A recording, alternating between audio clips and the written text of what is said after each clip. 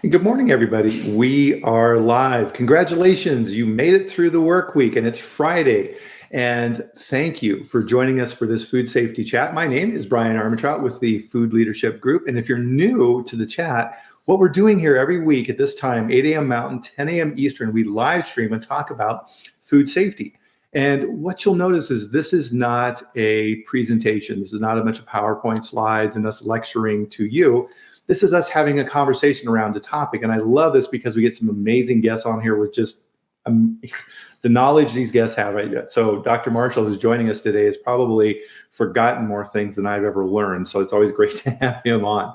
And one of the rituals we love to talk about here in the beginning is let us know where you're at in the world. So I am in Loveland, Colorado, and it's going to be a very windy day here today for sure. And Doug lives in this neck of the woods, but judging from his environment there, which appears to be a hotel room, he is not in Colorado. He's at a undisclosed bunker. Yeah, somewhere near Chicago. Mm-hmm. Oh, lovely, lovely, lovely. I'm sure it's very nice. But so Doug is with Eurofins, where he is, gosh, what's your title now? You are the Chief Scientific Officer. CSO, the Chief Scientific Officer for Eurofins North America. And one of the things, I know this will kind of embarrass Doug a little bit, but one of the things that's great about Doug is a lot of times when you have someone with an incredible wealth of academic knowledge, being able to translate that into real world applications and using that in your plants and helping you to design systems and looking at things a different way. He is a master at helping people out, which is one of the reasons you see him in a hotel room outside Chicago, because that's what he's up to. So we greatly appreciate this time. And so far, the internet connection has been great. So that's a good thing. So Cheryl's there. So Cheryl's in your neck of the wood. Always good to see Cheryl here. Good morning. Abdul, nice to see you. Thanks for joining us. We appreciate it.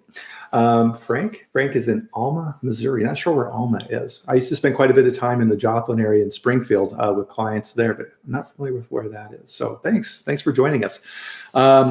It's kind of a weird time here in Colorado. If you're from the area out here, March is the snowiest month, and this month has kind of been hit or miss. So we're kind of preparing for what's going to happen in April. And when you get late snows here, the leaves start coming out and things like that. It can really cause a ton of damage. So hopefully none of that happens. Claire, thanks for joining us. So if you're new to the chat, one of the things that we do on here is we all kind of have a sip of your favorite beverage and join us for that. So cheers, everyone. You have a lovely paper cup from the hotel. I'm assuming that's water. Water with a shot of vodka. There you go. Kara, good morning from good old Wisconsin. Nice to see you. I was flying through Utah yesterday, and pretty good snow out there in Utah. So hopefully that's coming to the ski resorts. I'm sure they would appreciate it. So let's dive into today's topic. So this is a really cool one because and when Doug and I were preparing for this earlier in the week, there was a saying that came to mind from a friend who said, if you're coasting, that means you're going downhill. Right? There is no static state in what we do. Either you are improving, sharpening your saw, creating new skills, learning new things, or you're declining. There's no in between. So a big chunk of that we wanted to talk about is that continuous improvement piece and what it is to do that you can go out there and do these type of activities. And really within your career, there's kind of different groups that you can work with outside of your company and different groups that kind of pop up along the way as you're doing these things. And one of the biggest threats, Doug, that I've seen out there for someone's career in food safety and quality is kind of locking yourself in your office at the plant or corporate or whatever and just relying on what you've learned in the past, because you're going to get caught pretty quick. Yeah, and the whole topic of this series is leadership, and in food safety and food quality leadership, those that are followers, they're the ones that are going to get surprised in their job because they're going to find something that's out of control, and they won't know what to do about it. And right. So, being able to absorb best practices from every possible angle you can get that information from is going to make you much better in your job. It's going to ensure you have job security. It's going to make your employer happy because there will be drama in the facility, but how you manage that drama is key to, number one, being able to sleep well at night, but number two, being able to advance your career. Yeah, boy, that was perfectly said. Because one of the things that I always did in my career, so I've had, different jobs where people reported to me and things like this in my past. And I would always build into people's objectives. There are kind of three categories I would look at. There's what are the objectives of the department and the company that we're working within? So how can we help support those? What are the job description? What are the things that you need to be doing just to kind of stay in that steady state? So if you're in QA and food safety, complaint rates and downtime and all those different things that we monitor, audits, recalls, these type of things, that's all great. But if you're not developing and growing, to your point, you're going to fall behind. So one of the things I would always put in the objectives for my team members over the course of the year, me included, I would do this too, is I would ask them, it's like, okay, we've set aside money in the budget for training and growth. What do you want to do? Because just doing your job is not enough. We have to take our division and what we're doing to that next level. So do you want to learn about computer skills? Are you kind of not too good in Word and Excel or what have you? What conferences would you like to attend over the course of the year? And I would let them go out and figure out what it was that fit into the objectives of the company and what it is that we wanted to do. And I was always, every single time people would come back with just amazing ideas. And I'm like, yep, absolutely. Check. Here you go. And then we would make sure that those things got followed off on by the end of the year. Yeah, and I think where we want to go today is, as an individual, you have discretionary expenses just to keep your personal career and your personal brand going. Mm-hmm. And one of the things I've been a very, very strong advocate of is investing your dollars in your own personal growth. And one easy way to do that is by participating in professional organizations that have some relationship to your job function. So for those of us in food quality and food safety, these organizations are going to be things like the International Association for Food Protection or the Institute of Food Technologists. And there are a whole host of trade associations that put specific focus on commodity products and manufactured products that you are making. And so being a member of these trade associations gives you an orbit of experts that you can call on whenever you want, to learn something new about something that's highly relevant to your particular job task today. And, these memberships, some people might say, well, I don't have a discretionary $300 sitting around. And in fact, you do. And doing that annual membership and keeping it active, you get access to online blogs. You get access to white papers that trade associations put together by their members and outside experts to be able to provide best practices to those of you who are working in those sectors. So it's a very, very easy investment to give you access to all kinds of information that will make you a better person. Right. And on that side as well, too, is that information, but also those connections that you make and the people that you meet and things like this who can help you. Because the odds are the problem that you're experiencing in your operations and in your facilities, other people have experienced those too in your field. So finding out what they've done to help fix those and correct those things is only going to accelerate your improvement in those operations. And as I've often said on here as well, Doug, the point in time of when you need a food safety lawyer is not when you need them. It's before you need them. You need to set up those relationships and see those perspectives. It's something we talk about here on the chat all the time. Is food safety is not a point of competition. So if you're working in produce or you're working in dairy or beef or refrigerated foods, which we're going to talk about here as well, you need to have those connections because they're going through the same things you are, and being able to see what other people have done and have access to that information, dividends unfold immediately when you do that. And that $300 membership seems pretty paltry in comparison to what you get out of it. Mm-hmm.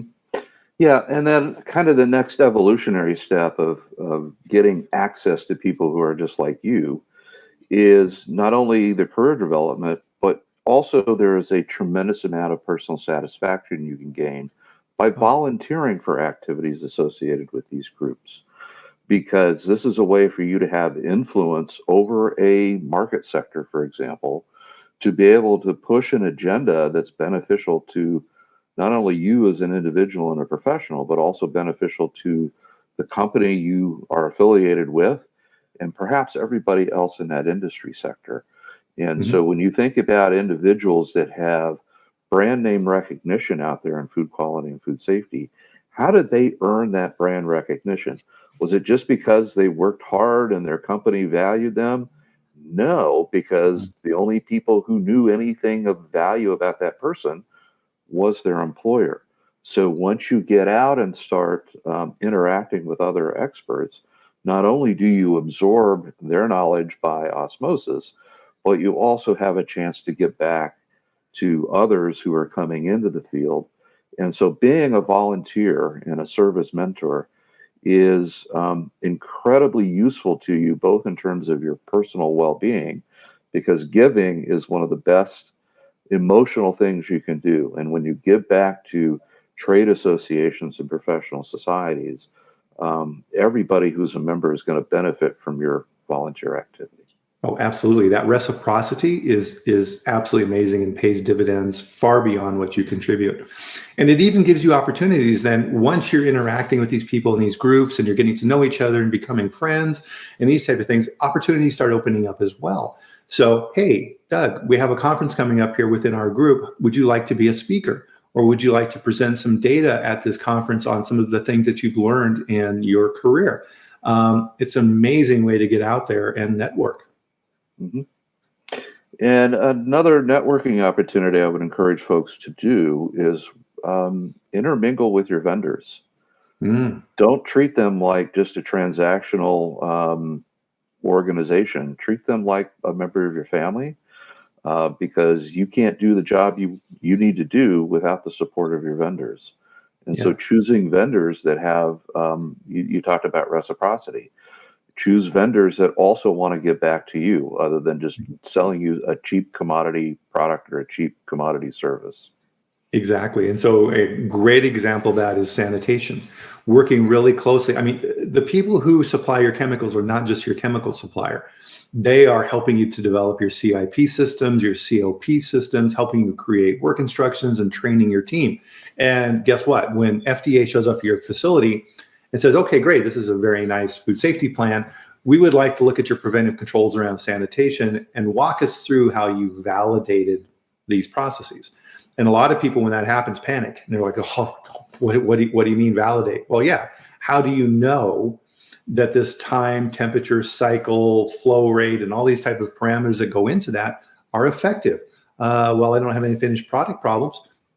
Nope, that's not going to work. FDA is not going to be happy with that answer. And those sanitation companies that you're working with and the chemical companies, that's what they do. That's their expertise. And you really, really need to plug into that because they're the ones helping you to validate your process. Yeah. Let's see. Another thing is you touched on this too, Brian, and that's lifetime friends. Yeah. So it doesn't matter if you volunteer for your homeowners association, you volunteer to read books at Sunday school. It doesn't matter. Once Mhm. you get out there and you start making these connections, you will find people that you really like, you Uh-huh. love to hang out with, and you really look forward to the next time you can get together. It could be someone Mhm. local, could be someone in your neighborhood, could be someone on the other side of the planet. But these individuals, you can have really cool conversations with them at a breakfast, at a hotel, at the cocktail lounge, doesn't matter. Yeah. But it's just these constant connections. And the beauty of the internet and social media is you can connect with these folks very frequently now Yeah. rather than waiting for some annual meeting to pop up and say, hey, you're going to be there. Yeah, okay, well, let's do something. Yeah, exactly. And you and I sitting here talking right now is a perfect example of this. So over the years, you and I have, connected in various levels and doing different things, and we've now become friends. And as part of that, I know, and this works both ways. is that if I have an issue, I can pick up the phone anytime and ask you questions, and vice versa, right? We're going to help each other out.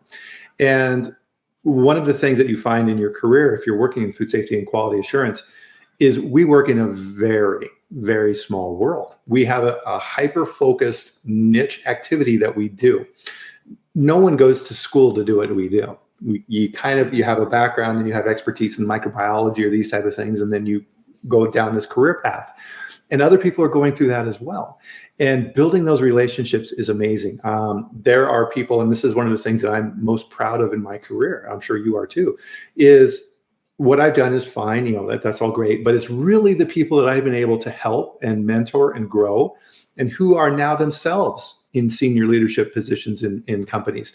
And I just love that, right? It's helping to bring things along because, and this is something that Darren Detweiler and I talked about on a chat not long ago. We've had, 30 years of food safety innovation and growth since the Jack in the Box outbreak. What's going to happen in the next 30 years? We are influencing that right now. We don't want this information to be lost and wither away. And the only way you do that is through building these connections. You're talking about houses, and it reminded me of a saying that I heard recently as well too. The point in time that you get to know your next door neighbor is not when your house is on fire. Good point. Yeah. And remember too that your neighbor might just plow your driveway for you just because they like you. Absolutely. And take care of your dog when you're out of town, and make sure that no one's creeping around the back of the house when they shouldn't be, and all these things. Mm-hmm. There's all kinds of activities that take place in those areas at that level. One of the most satisfying activities that I had in my career was when I was involved with GMA, which is now CBA, the Consumer Brands Association at the time, GMA. And we had a working group, and this is when FSMA was being developed. And a lot of people don't necessarily understand this process. So Congress creates a law, and it's written pretty abstractly. We require FDA to do this under the law. And that's all it says. Now it's handed to FDA and says, okay, now FDA, you need to write the regulations of how this works. And this is where trade associations and groups like that come into play. So I was part of a working group in GMA that was involved with helping FDA write the regulations for foreign supplier verification. And there was people on that group I was representing Dean Foods, and there was groups in there from Nestle and Kellogg's and all these different world famous, giant companies, and all that expertise. And we would have meetings, and we would go through, and phone calls and Zoom meetings and all these type of things that come up with those regulations. And then there was that back and forth process with FDA. So we would then work with them and say, okay, here is our recommendations of some of the things that you need to be putting into these regulations as you're moving forward. And I was part of the group then that was presenting to FDA. And Sharon Mayle, as many people in food safety know, was part of FDA at that time and one of the leads on that. She's now in private practice, and building those connections. And I call on those type of connections and those activities all the time. It was an incredibly valuable experience. Yeah, I want to give you an example where you can get really useful information rather easily. Because this is a question I get asked every week, usually multiple times during that week. And that is, I want to put together microbiological specifications for my product and my process. What numbers should I choose as my limits? And apparently this is this gigantic mystery that we have in this industry where nobody knows what population of aerobic plate count microorganisms should be a tolerance limit for an Oreo cookie manufacturer or a sausage manufacturer or a bottled water manufacturer or a dietary supplements manufacturer. And when people ask experts like whoever you want to look at, you can look at me today, but my answer is usually, well, it depends. What are you trying to manage with the specification limit on a quantitative microbiology indicator test? Is it a product? Is it an ingredient? Is it the environment? Are you trying to meet a customer's expectation, or are you trying to use it for your expectation? So you have all these influences on the right answer. And without knowing all those details, coming to a right answer is oftentimes really hard to do. Mhm. But if you get on the phone and talk to somebody who's in your line of business and just say, "Hey, Ralph, what kind of spec limits do you have on the M&Ms you use in your cookies?" Ralph's probably going to tell you, because it's not a competitive advantage one way or another to share your spec limit. Um, or you can go to your trade association and say, "Do you have a white paper on setting spec limits for products in this narrower category?" So you can get answers pretty quickly to a question that seems to be impossible to answer by experts. Now, they might throw numbers at you because that's what they expect um, their client to want as a deliverable. It's like when you go to your physician and you have something that's ailing you, you're going to be unhappy if you leave that office without a prescription.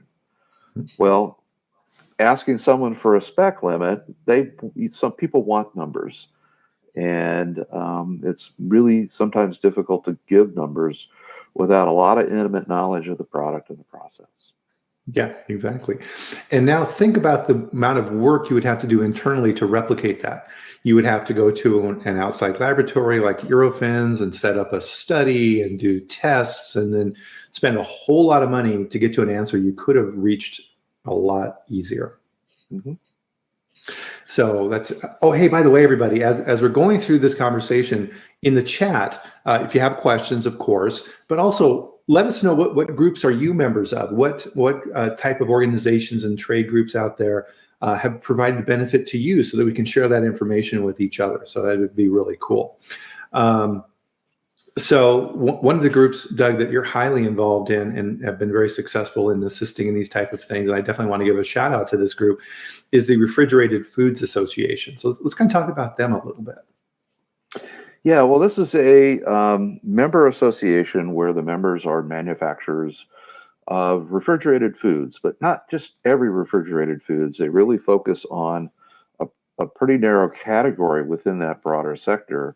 And these would be products that you would see in the deli counter. So macaroni and cheese, it could be potato salad, coleslaw, all these really comfort kinds of foods that are ready to eat. You pull them out of the refrigerator case, you take them home, and you feed your family, or you go on a picnic and so forth. So, I mean, these are indelible food items that everybody grew up eating. Everybody loves to have these products. But because they are ready to eat and refrigeration is one of the major barriers, they are listed as a category in FDA's traceability list. Yeah. And so FDA considers these products high risk. And so I became involved to help them try and navigate best practices to be able to prove to FDA and prove to inspectors, prove to auditors, prove to customers that they have control over their manufacturing process and they have built-in controls beyond refrigeration to make sure that these products are not going to support growth of something like Listeria monocytogenes. Yeah, absolutely. And I think part of that too then is, as we're talking about enhanced traceability in the entire supply chain, and this is something that we're going to, which is a big change in industry. Traceability was one forward, one back, going toward the retailer.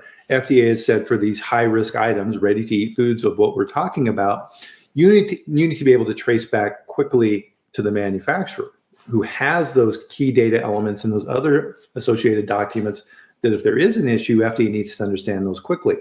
So trade associations are looking at, and RFA is great at this, is they are looking at the big picture and talking with their members and saying, okay, guys, what we've been talking about traceability, yeah, absolutely, you need to be doing these type of things, but we also need to be, as a group, trying to figure out how we're going to manage this traceability back through the system, because there's all kinds of complexities around lot codes and distributors and vendor, all of these things into play.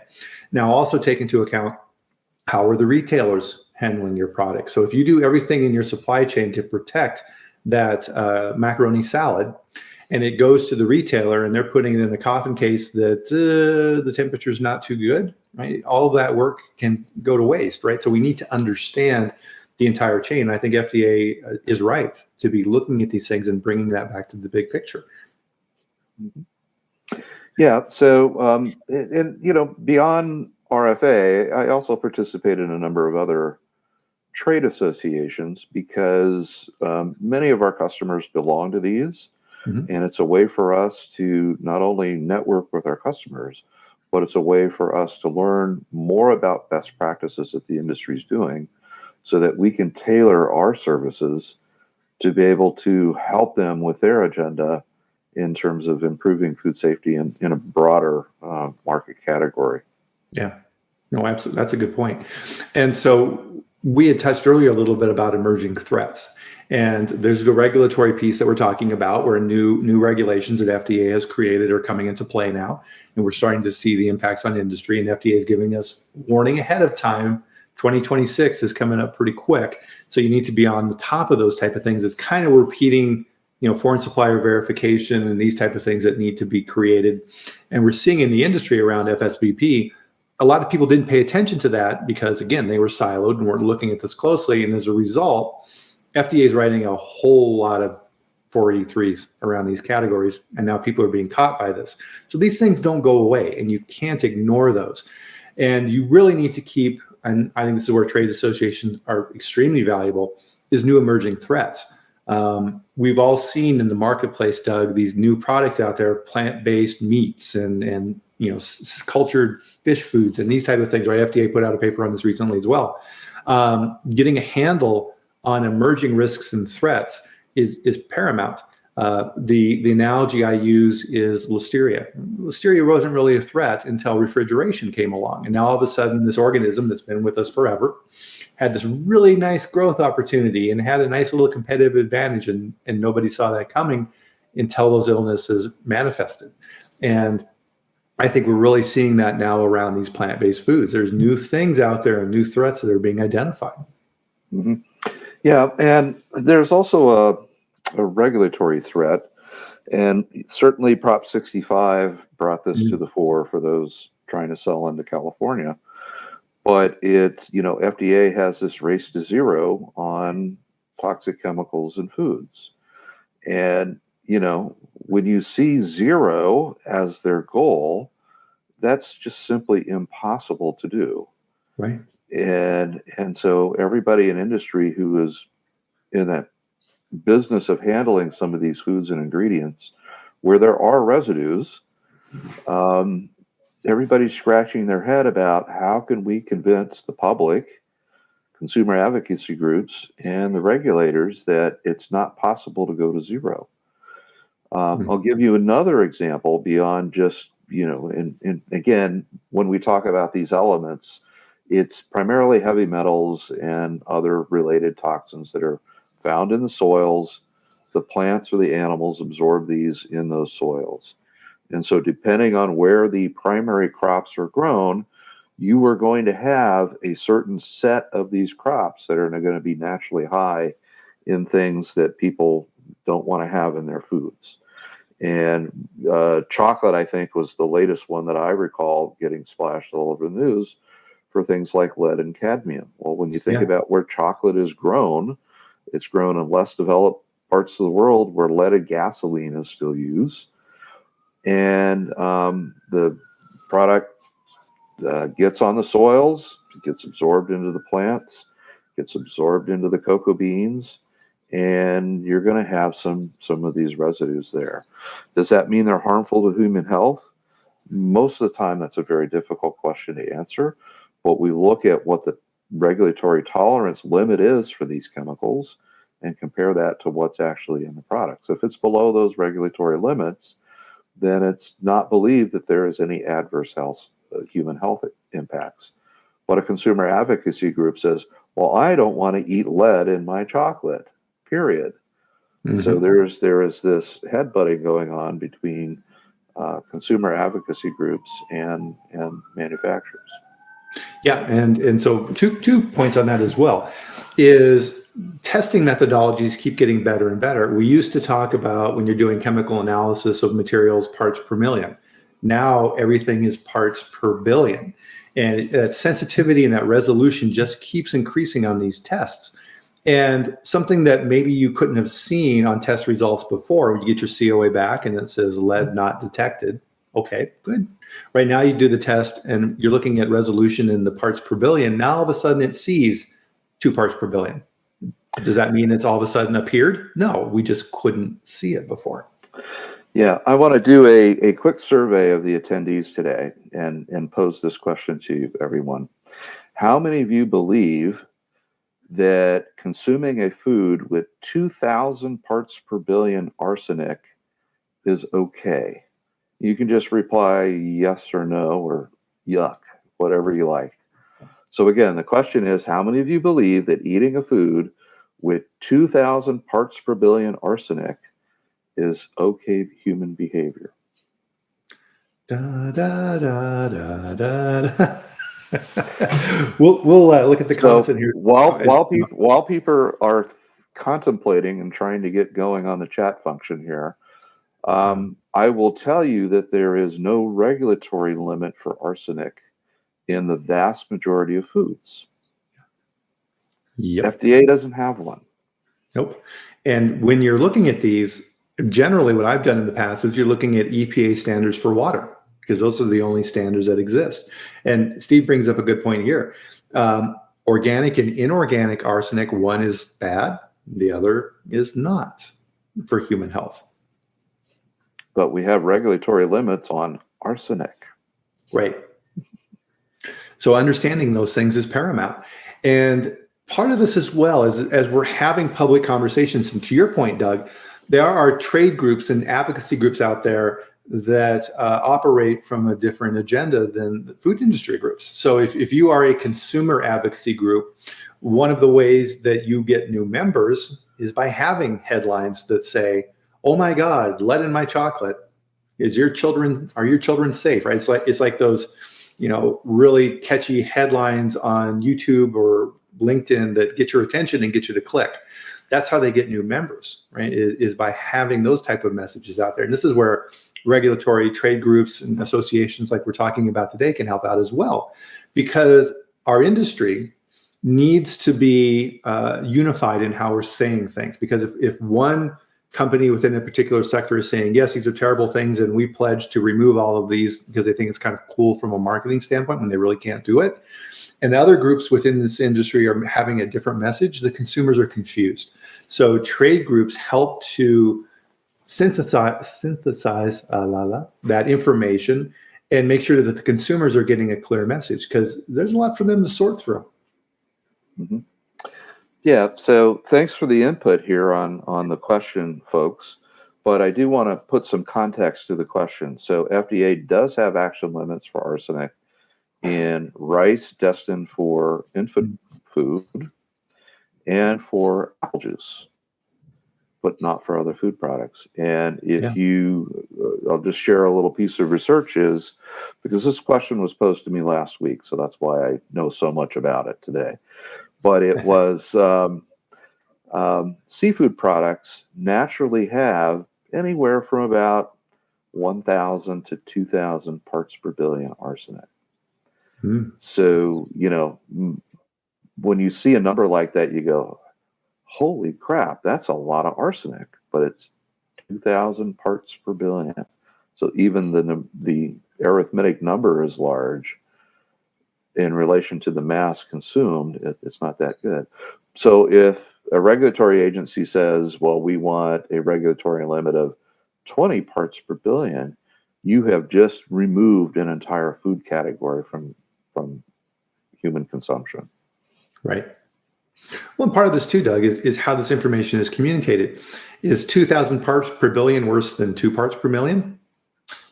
Same number. But which one sounds worse? Right? Oh, by far and away, we know the one with the bigger number of zeros behind it. Exactly. And yeah, so part of this is not, I'm using these type of applications in my practice right now, is back on these emerging threats, e-commerce. right? So COVID happened. We're all stuck in our homes trying to figure out how we're going to get food and things like this. And e-commerce started becoming a thing, right? Say, oh, well, we'll deliver food right to your home, and you can sit in your car outside the grocery store, and we'll load up your car for you, and all these type of things. And what happened with this behind the scenes is that channels for the movement of food in refrigerated trucks and these type of things where everything is controlled and sealed and going through distribution channels, poof, that was gone. Now all of a sudden, you've got people delivering food to your house and food coming to your house on UPS trucks, right? Which imagine what the temperature is inside a UPS truck in Tucson, Arizona in the middle of the summer, as it's bringing around your package of food that's arriving via the mail. Those channels were not set up for that, and they weren't designed. So does that company that's shipping you that food understand that? And if people are delivering food from the local restaurant to your house, who's delivering your food? Do you know? Do they know anything about food safety or proper handling, or even making sure that it's not being messed with as it's moving through these channels? And if you're at work and that food is sitting on your porch all day long waiting for you to come home and bring it in, is it going to be okay or not? People looked at these type of things and didn't really think about them. They just assumed, right, from the consumer side that, oh, okay, these things have all been thought of. Maybe not.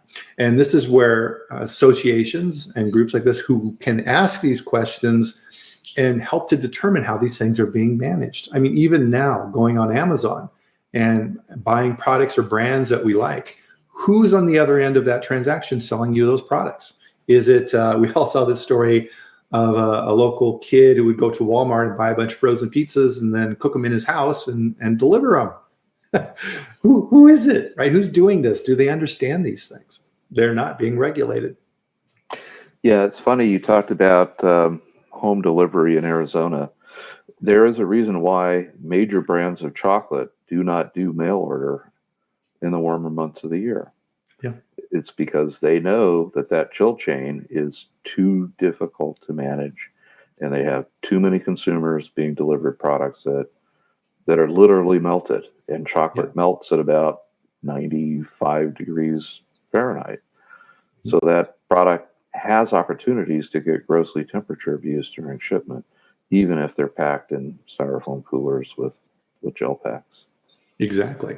And this is where groups and associations can help you wrestle with these issues, because that, again, goes back to what we were talking about at the beginning of our chat today. These conversations are the exact same conversations in your company are happening in other companies too, because businesses are looking for new and creative ways to grow their revenue and their profits and make sure that their shareholders are happy. And they look at this new emerging channel and say, we got to be part of that. Well, there's lots of moving pieces that you may not be familiar with and other people are. So you need to get out there on those type of activities. One of the papers that's out there, a white paper around this topic, that if somebody would like, I can send you a copy. So just hit my email here and let me know that, is there's a guidance document that was put out for direct-to-consumer and third-party delivery. And this was done by the Conference for Food Protection. And there's a giant list of people that were involved in creating that white paper. And probably every single person on that paper who helped contribute to that knows more than I do about the subject. So I want to be able to learn from their expertise and use that internally in my company to help shortcut and accelerate our understanding. Because if you don't, your risk of a recall, you've just really increased that chance. Yeah, I want to talk quickly about another threat that's out there, and it is for a certain category of food. Again, it's represented by a trade association that I am active in, and there is a real threat of the removal of a primary process control to eliminate pathogens from this product category. And the reason for it is the treatment is fumigation. So it's using ethylene oxide to inactivate microbes in a dry product. And we use these products in almost everything that we eat. Ooh. So there is a huge demand for these products. And because the ethylene oxide treatment facilities are under pressure because they off gas a little bit of ethylene oxide around their facilities, and the local communities do not want these around. Yeah. Now, when you gas these products, you need an off gas time period to remove the residual fumigant. So it's not as if these things are unsafe to eat. They're perfectly fine to consume. But the primary thing that you use as your preventive control, that is at risk of being removed from the marketplace. Wow. So this is a whole product category that is really worried about what their options are going to be. One of the other options is irradiation. And we all know how much the American consumer embraces irradiated foods. Right. They don't. So now you've got two options that may become unviable for this category. Then you're left with a third option, and that's steam pasteurization. And some of these products cannot be steam pasteurized because you drive off the volatile aroma compounds. And if it's a powder and you put steam into powder, what happens to the powder? Yeah. It turns into cement. And when cement dries, what does it turn into? Concrete. Yeah. So the product becomes completely dysfunctional after that process control treatment. Right. And piggybacking on that thought, which is a great one, is, are your products being sold internationally? Because the rules relative to these type of treatments, if you're going to Europe, very different. And so you need to be aware of these type of things, and trade associations. So for example, in the dairy world, USDAC, the United States Dairy Export Council, if you're looking to export your products, you need to understand the regulations in those areas to make sure that you're not going to run afoul of those agencies. So GMO regulations in Europe, as an example, looking at those things and trying to figure out if your products are compatible. Importation, right? Oh my goodness, importation, all the rules around that we could do a whole show around that. It's not as simple as loading product into a container and shipping it over to another country. Not even close. So you need to be aware of those threats as well. So part of this, right, we've been talking about, trade associations and groups that you can join up, but also don't forget groups that impact your company if you're third party accredited, right? So you have the global GFSI, right? The Global Food Institute. And under that standard, you have SQF and BRCGS and all these different companies, right? And you can become involved on that side as well too. So for example, SQF has a couple of boards that they have. There's a technical advisory council and another one for certifiers. So those companies that are auditing to those standards, so Eurofins, for example, and other companies. And you can become involved on the standard side. They're always looking for input on how to improve their auditing standards and make sure that what's being done is being applied correctly in the facilities, and auditor calibration and all these type of things. There's amazing opportunities there to be involved as well. And of course, SQF and other standards have conferences, and they're always looking for speakers and other people who are knowledgeable in specific areas. And another great opportunity to network and grow your career as well. I'll give you one other advantage is many of these associations have trade shows. And so it's an opportunity to take one day out of your year, peruse a trade show and vendor shop. It allows you to see, you may have had a relationship that's been very healthy for you for many years with your current vendor. But if they're being a stagnant vendor and not bringing new products to market that can make your life easier, and you don't hear them pitching that to you, now's an opportunity for you to go out and look and see what other people in this competitive business line are doing, and see if there might be opportunities for you to be able to do easier or better with your vendor population. At the very least, it also allows you to be able to do an annual price check on what you're paying for your current services versus what might be out there. With one big caveat, like everything in life, remember you get what you pay for. Right. So And There are plenty of vendors that will sell you something that's a cheap commodity service or product.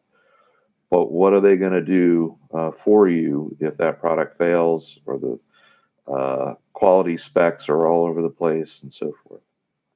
Yep, absolutely. And if you're thinking about a software application for document control or what have you, you can talk with those vendors, but you can also talk with people at that trade show who may be using that system now and say, hey, how did that work out for you? Is it meeting your needs? Is it doing what you require it to do? Or is it crazy complicated? Does it interact well with the other software programs you have in your business? Because a lot of times these programs don't play well together. Is this going to require additional IT time to integrate these into your systems and all these type of things? Talking with people who have no vested interest, just as another user within this field, incredibly valuable. Yeah, I would imagine there are a lot of people out there right now shopping for a traceability software vendor.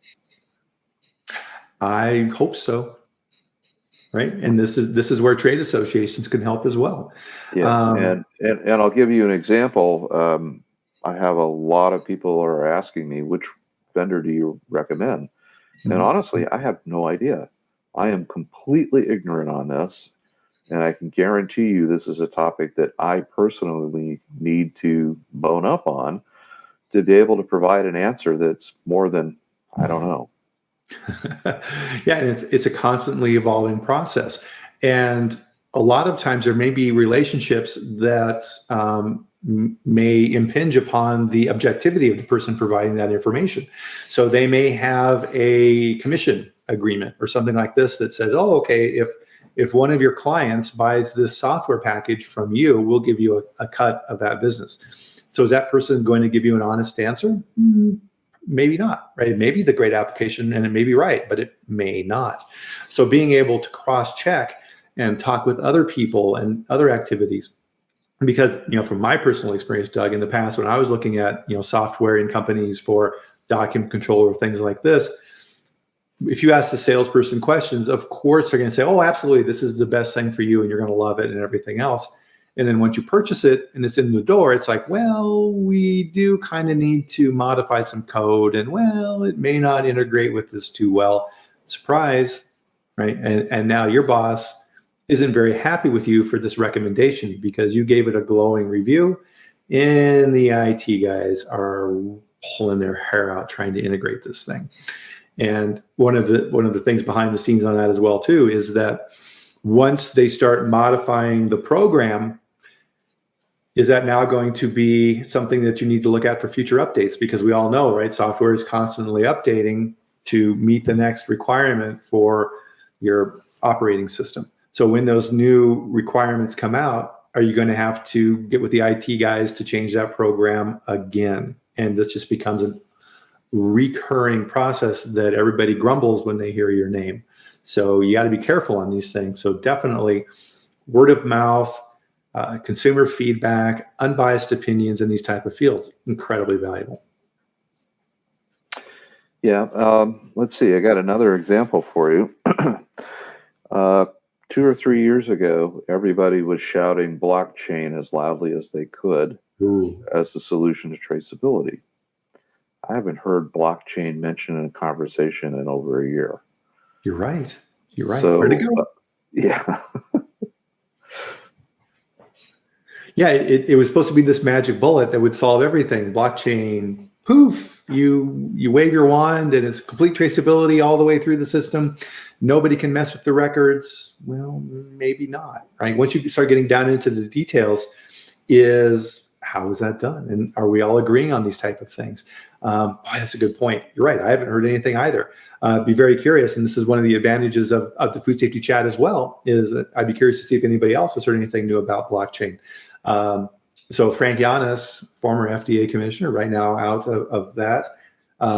We'll see if he begins talking about that more, because he's been a huge advocate for that when he was at Walmart. So we'll see what happens on that side too, right? Because, well, that's an interesting point too, and it isn't. Different people in the food industry, personalities and high profile figures who are talking and speaking about certain things.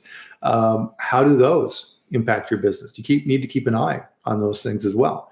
because you could be seeing a very quick turn in those type of activities. One of the things and one of the guiding principles I had is, for conferences and things like this, is the presentations are great and you learn from those. And if I was able to pull one new piece of knowledge out of those, I was happy, right? Bringing that back to be able to continuously improve what I was doing within myself and my company. But it was always amazing. I learned a ton. And this is part of the reason why I do the chat. From the lunch meetings, right? You just randomly sit at a table with a group of different people. And I would do this on purpose. I would sit with people I had no idea who they were. And then you go around that table and say, hi, what do you do? What industry are you in? And you get that cross-pollination, because I can guarantee the people in the meat industry are doing things that have applications in the dairy industry, but our paths normally don't cross. This is a great time to be able to share information.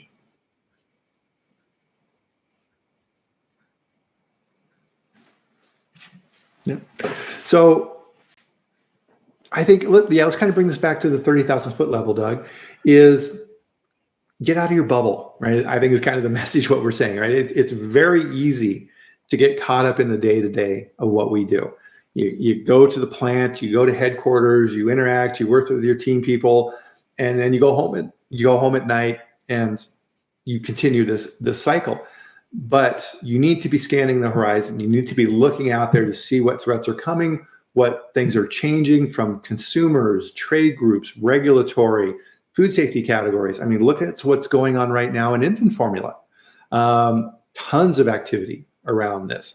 You need to see these things coming, because if you don't, they're going to hit you and you're going to have to react to those things. One of the things that always makes for a good food safety person, a good quality manager, these types of things, is we're always trying to get from the reactive activities, right? Your corrective actions, to your preventive actions. What are the things that you're doing to see the trends? What are you doing to prevent these things from happening in the first place?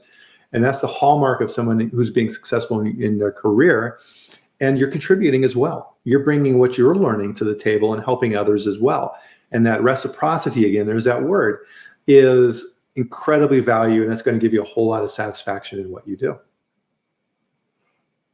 I think many of you in food safety leadership positions, you spend, hopefully you do, a lot of your time training your employees, but you spend an equivalent amount of time training yourself. Ooh, nice. Because if you're coasting, you're going downhill, right? That applies to all of us. So that's a perfect way, I think, to end our chat today. Doug, you're a super busy guy, calling in here from a hotel room out on the road. I just want to say thanks. I appreciate all that you do. And I've learned a ton from you. And yeah, thank you. Always a pleasure, Brian. And good to see everyone who showed up today. And I look forward to the next time. Yeah, absolutely. And with that, we're going to close out the chat for today. And of course, we're live here every Friday. So wow, we're going into April. So we'll be back here next Friday for the next chat. And we'll have another fantastic guest on to talk about food safety and topics. And again, the time, 8 a.m. Mountain Time, 10 a.m. Eastern, or anywhere around the world where you may be. Join us, learn a little bit, right? Because growth is always incremental, and join us for a drink. So we'll see you next week. Have a fantastic weekend. Thank you, because just your being here, you're improving and increasing your knowledge. So I want to, and I always like to call this out, thank you for doing that, because food safety is not a point of competition, and we're all in this together as an industry and as a category, right? Everybody eats. So it's very important that we do what we do. So have a great weekend everybody. And Doug, thank you again. See you soon, my friend. Thanks, everyone. Bye-bye.